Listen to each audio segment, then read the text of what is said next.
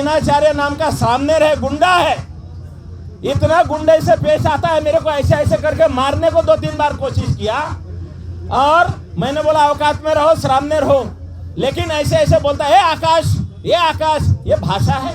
ये चिवर पहन करके कुछ टपोरी लोग भावनाओं के साथ खेल के यवतमाल के उपासिकाओं को मूर्ख बनाया, बंबई के लोगों को मूर्ख बनाया। और इस मूर्ख बनाने वालों के पीछे एक विलास खराज साहब जो है, उनका सारा का सारा मैं नाम लेकर के बोलता हूँ, क्योंकि धरना बिठाया तब उन्होंने कहा था कि हम पैरेलल आंदोलन खड़ा करेंगे। पैरेलल आंदोलन, मैं बोला जो भी होगा फैसला यही होगा, धरने पर होगा, बैठिए हमारे साथ में। तो ये गद्दारी और धोखेबाजी हम बर्दाश्त नहीं करेंगे।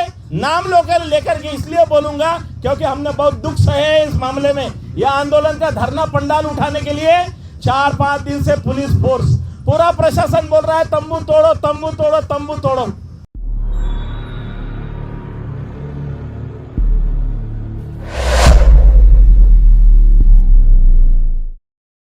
मैं जब से जुड़ा हूं, मैं जानता हूं कि जिंदगी में मैंने कभी इतना बैठा नहीं होगा, बैठक नहीं की होगी लगातार। और इतना ये मोमेंट खड़ा हुआ इसमें, जो तमाम हमारे साथी जुड़े, एक भरोसा कायम हुआ।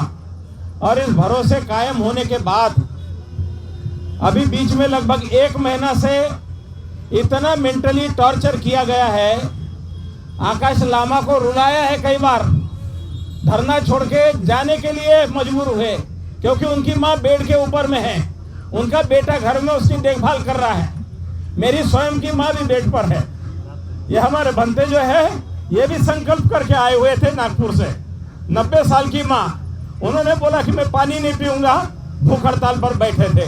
दूसरे बनते हैं, ये भी 7-8 दिन तक के पानी नहीं पिए और धरना पर आमरण अनशन पर डटे रहे। हमारे और एक ललन बोधी नाम के बनते हैं, वो भी इतना मुसीबतों से इस धरने को खड़ा किया। और कुछ लोग आकर के जो मगध मेडिकल कॉलेज में हमारे साथियों को आधी रात में उठा के ले गया, और वहां पर जहाँ चीरफाड़ करते ऐसे जगह में ला जगह डाल दिया प्रशासन ने। रात भर वहां से उठ के आके बैठे रहे मच्छरों के बीच, और हम रात में सवेरे खोजते खोजते गए और भीम आर्मी के तमाम लोग इकट्ठा हुए। ये खबर पाकर के रातों रात करुणाशील राहुल, सुनीत रतन भंते और वीणाचार्य ये वहां पर आए धरने पर। और धरने पर आने के बाद में बहुत सी फोटोग्राफी वीडियोग्राफी हुई, बहुत सी चर्चा हुई, और उसके बाद से हमारे पीछे ऐसे हाथ धोके पड़ गए। ये जो धरना बिठाया इस जगह से, ये लोगों ने कहा लामा जी को बहुत मीठी मीठी बातों में गुमराह किया। मैं 30-32 साल से भंते जीवन में जीता हूं, और भारत में तमाम भंते लोग कहाँ क्या करते हैं सब जानकारी रखता हूं, लेकिन मुझे चुप इसलिए रहना पड़ा कि लामा जी नॉर्थ ईस्ट से आते हैं, और कोई भी लामा जो पारंपरिक लामा है, चीवर माने जो कपड़ा पहना वाला, वो कोई सामने आता नहीं है। डरते हैं, लड़ाई भिड़ाई से डरते हैं, अन्याय के खिलाफ खड़ा होने से डरते हैं। लेकिन आकाश लामा जी के साथ हमने 2 साल काम करने के बाद ये भरोसा हो गया कि ये गोरखा है, ये गोरखा भागेगा नहीं, मरेगा, मिटेगा। क्योंकि सारे ब्रिटिश सेना और सारी दुनिया की सेनाओं में गोरखाओं का लोग शौर्य को जानते हैं, जैसे कि महार रेजिमेंट को जानते हैं तमाम दुनिया में, हमारा इतिहास है। तो इसलिए लामा जी का साथ जो जितना मेहनत करेंगे, हम उनका साथ पूरा उनसे दुगना मेहनत करेंगे। क्यों कि ये अनागरिक धम्मपाल जी का त्याग, जिन्होंने श्रीलंका के आकर भारत में बौद्धों की विरासत को बचाने का, संवारने का काम किया, और मरते समय तक के 1933 तक के उन्होंने जीवन भर बुद्ध धम्म को, पताका को फहराने का काम किया। अनागरिक धम्मपाल भंते नहीं थे, भंते आखिरी समय में बने, लेकिन उनकी मेहनत से, बर्मा से हमारे पूज्य गुरु चंद्रमणि जी उनको छोटेपन में लेके आए थे। अनागरिक धम्मपाल जी ने लंका से ढेर सारे भंते लाए थे भारत में, अलग अलग देशों से भंते लाए, अलग अलग देशों में भंते ले गए, और उन्होंने जीवन भर काम किया। उस समय किसी भंते ने नहीं बोला कि यह अनागरिक धम्मपाल जो है, इसके नेतृत्व में हम क्यों काम करें, किसी ने नहीं बोला। बाबा साहब अम्बेडकर ने भारत का बुद्ध धम्म खड़ा किया। बाबा साहब जो है उपासक थे, बाबा साहब भिक्खु नहीं थे। आज बहुत से भिक्खु क्या बोलते हैं, ये कौन सी नई परिपाटी खड़ी कर दी प्रज्ञाशील ने कि एक वो साधारण पजामा लगाने वाले वो लामा जो है ढोंगी लामा बीवी लेके घूमता है, उसके पीछे पीछे घूम रहा है, इसने ईमान बेच दिया है, धर्म बेच दिया है। यही हमारे भंते लोगों की करुणा और दया है, यही बुद्ध का शिक्षा है।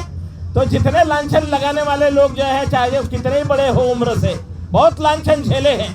ये धरना के बीच में अनेक प्रकार के लांछन, यहाँ तक कि पूरा पुलिस इंक्वायरी गाँव में गई। मेरे गांव में जाने के बाद में बोला कि तुम्हारी संस्था को कुछ धन आया हुआ है।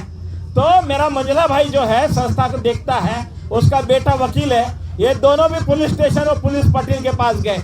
बड़ी लंबी लिस्ट में पूछा, 3 भाई है, कहाँ कहाँ अकाउंट है, कितना पैसा देश विदेश से लिया है। मेरे बारे में पूछा कितने देश घूमे हैं, क्या क्या किया है। तो हमारे भाई लोगों ने जो भी बताया कि मैं कहाँ कहाँ गया हूँ, महाबोधि विहार में 6 साल यहाँ का प्रभारी रहा हूँ, पहला बुद्धिस्ट का सेक्रेटरी रहा हूँ। तो लोगों को लगता है मैंने यहाँ से खजाना लूटा है, मैंने घर मकान बनाए हुए हैं। तो तमाम शंकाएं जो लोगों के बीच में थी, आज इस प्रेस कॉन्फ्रेंस से बता रहे हैं कि लोग खाता खंगाल ले और हमारा कैरेक्टर भी जांच ले। हम लोग बोलते हैं, झूठ नहीं बोलते, ठगी नहीं करते, किसी को बेईमानी नहीं करते।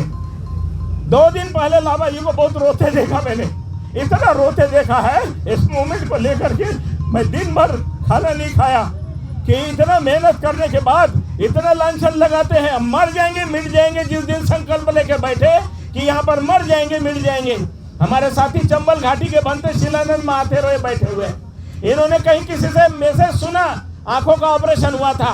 वो यहाँ आने के बाद उन्होंने भी संकल्प किया कि मेरी लाश जो है यहाँ से जाएगी, मैं यहाँ से बिना महाबोधि विहार के ये बोधगया टेम्पल एक्ट खत्म किए नहीं जाऊंगा।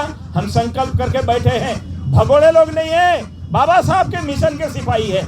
मैं मिलिन कॉलेज में पढ़ा हूँ 7 साल, मिलिन कॉलेज का स्टूडेंट हूँ मैं, पीपल्स एजुकेशन सोसाइटी में पढ़ा हूँ, पाली भाषा बुद्ध धम्म पढ़ के आया हूँ। इसलिए मैं भगोड़े में नहीं हूँ और गद्दारों में भी नहीं हूँ। इसलिए आज जो यहाँ पर हम लोग बैठे हैं, बुद्ध जयंती 2 दिन बचे हुए हैं और हम सीज फायर हुआ है। धन्यवाद देते हैं सरकार का, धन्यवाद देते हैं प्रशासन का, जो धन्यवाद देते हैं हमारे गया जिलाधिकारी और तमाम प्रशासन के पुलिस अधिकारियों का, जिन्होंने हमें जगह उपलब्ध कराई, जिन्होंने यहाँ पर पानी व्यवस्था की। पानी कुछ दिन से नहीं आया, कोई बात नहीं है, बिजली दी, धन्यवाद करते हैं उनका कि जिन्होंने हमें यहाँ बैठ करके ये जो अन्याय के खिलाफ बोधगया टेम्पल एक्ट 1949 इतना काला है कि गया जिले का जिलाधिकारी मुस्लिम नहीं बन सकता, गया जिले का जिलाधिकारी जो है क्रिश्चियन नहीं बन सकता, गया जिले का जिलाधिकारी सिख नहीं बन सकता, बुद्धिस्ट भी नहीं बन सकता, लिंगायत नहीं बन सकता, पारसी नहीं बन सकता। हम कहते हैं कि क्या गया जिला जो है भारत के बाहर है? क्या भारत का संविधान गया जिले में लागू नहीं होता?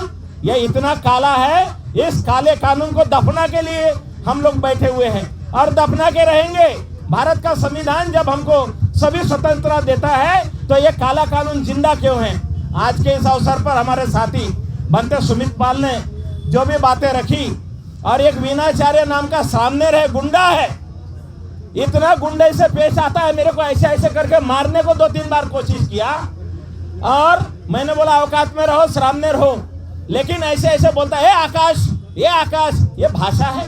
ये चिवर पहन करके कुछ टपोरी लोग भावनाओं के साथ खेल के यवतमाल के उपासिकाओं को मूर्ख बनाया, बंबई के लोगों को मूर्ख बनाया, और इस मूर्ख बनाने वालों के पीछे एक विलास खराज साहब जो है, उनका सारा का सारा मैं नाम लेकर के बोलता हूँ, क्योंकि धरना बिठाया तब उन्होंने कहा था कि हम पैरेलल आंदोलन खड़ा करेंगे। पैरेलल आंदोलन, मैं बोला जो भी होगा फैसला यही होगा, धरने पर होगा, बैठिए हमारे साथ में। तो ये गद्दारी और धोखेबाजी हम बर्दाश्त नहीं करेंगे। नाम लेकर के इसलिए बोलूंगा क्योंकि हमने बहुत दुख सहे है इस मामले में। यह आंदोलन का धरना पंडाल उठाने के लिए 4-5 दिन से पुलिस फोर्स, पूरा प्रशासन बोल रहा है तंबू तोड़ो, तंबू तोड़ो, तंबू तोड़ो। अभी वापस आए तो सील फायर हुआ, और अभी देखा कि भीमराव अंबेडकर जी और तमाम समता सैनिक दल के जवान आए हुए, इधर हमारे भीम आर्मी के सारे साथी आए हुए हैं, मंच खचाखर भरा हुआ है, पूरा पंडाल भरा हुआ है, तमाम उपासक उपासिका एक विश्वास लेके यहाँ आए हुए, हमारे नॉर्थ ईस्ट के तमाम ऑल इंडिया बुद्धिस्ट फोरम की टीम के लोग आए हुए। एक जिम्मा साहब बीमार होते हुए भी मैंने बोला कि किसी भी तरह से आप ब्रिटिश फौज के सिपाही हो, सिपाही कभी भी बुढ़ा नहीं होता है, सिपाही जो है कभी भी मरने से घबराता नहीं है। वो बीमारी में चल के आ गए यहाँ पर, उनका 80 साल उम्र है अभी भी, लेकिन देखने से कोई नहीं बोलेगा कि उनका 80 साल उम्र है। हमारे लोबजांग तमांग जी, ये तमाम सारे के लोग जितने ठंडे मुल्क के रहने वाले इतने गर्मी में चले आए, सभी लोगों का बहुत बहुत साधुवाद देता हूँ। और जो आकाश लामा जी की जो जीवन संगिनी है सबीना लामा, जो पूरा कंधे से कंधा लगा करके इतना चिड़चिड़े माहौल में, कभी लगता था कि ये परिवार जो है इनमें आपस में कलह हो जाएगा, नहीं, वो भी टिकी रही और सारा कमान संभालती है और सारा काम संभालती है। बहुत बहुत साधुवाद करता हूँ। और बुद्ध जयंती की इस मंगल पावन बेला पर सभी लोगों को हार्दिक बधाई देता हूँ, जिन्होंने यहाँ दान देकर के हमें इस धरने को यहाँ तक के लाया है। आप तमाम लोगों के लिए जो बाबा साहब ने बुद्ध धम्म दिया है, इस प्रबुद्ध भारत के निर्माण के लिए धरना बैठा है, भारत के संविधान को लागू करने के लिए धरना बैठा है। लोग हमसे आशा और उम्मीद करते हैं। तमाम हमारे जो बंगाल के साथी विनय रक्षिता जी, भंते जी, जितने तमाम भंते जितने भी राज्यों के सभी लोगों का बहुत बहुत साधुवाद करता हूँ। साथियों, नेशनल जनमंच को सब्सक्राइब करें, साथ ही बेल आइकन की घंटी को बजाएं।